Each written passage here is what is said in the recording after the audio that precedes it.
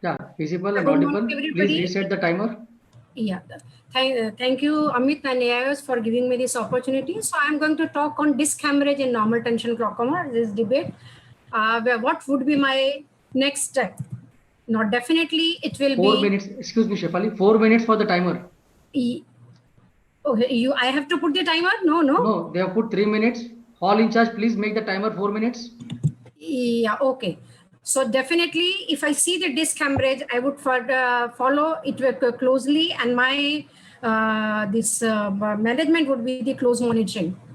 Now, yes, we have enough evidence, like my colleague said, that the disc hemorrhage is indicative of progression. In fact, if you see the EMGT study, which is one of the largest study to study the natural history of the disease, it has shown that disc hemorrhage is one of the risk factor for long-term progression. Even collaborative normal tension glaucoma study have shown disc hemorrhage as the risk factor for progression of the visual field.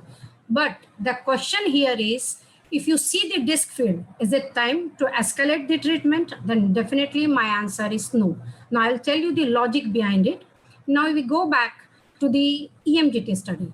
Now EMGT study, it has published, if you see the results, that in the treatment group, the prevalence of the disc hemorrhage was more, around 50% compared to the 45% in the control group. So if there was any effect of treatment or the intraocular pressure reduction, then definitely this prevalence of the disc hemorrhage would have been less in the treated group compared to the control group, but it is not like that. They also published that the frequency of disc hemorrhage did not differ between the treated and the control group over a period of long-term follow-up. It was nearly same. And also that intraocular pressure reducing treatment was unrelated to the presence or frequency of disc hemorrhage. In fact, they concluded that the disc hemorrhage cannot be considered an indication of insufficient IOP lowering treatment, and also that glaucoma progression in eyes with disc hemorrhage cannot be totally halted by intraocular pressure reduction. So basically, we have to look for the different pathophysiological mechanism. Like the low pressure glaucoma treatment study have shown that there are other mechanisms like migraine, insufficient autoregulation with leading to the varying degree of ischemia of the optic nerve, low systolic BP, nocturnal arterial hypotension, which are the risk factors for the disc hemorrhage. If you see the study by Sung, they have published that the patient who progressed had high IOP fluctuation or high fluctuation in the diurnal diastolic pressure.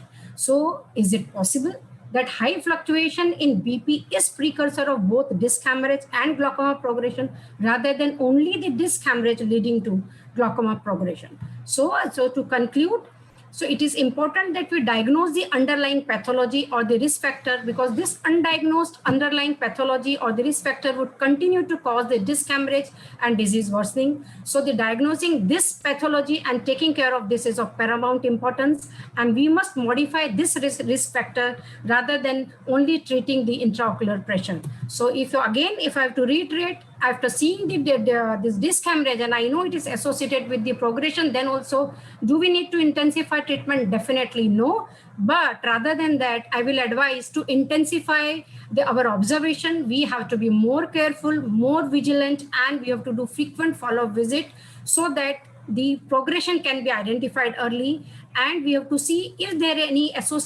is associated systemic factor that we need to work out.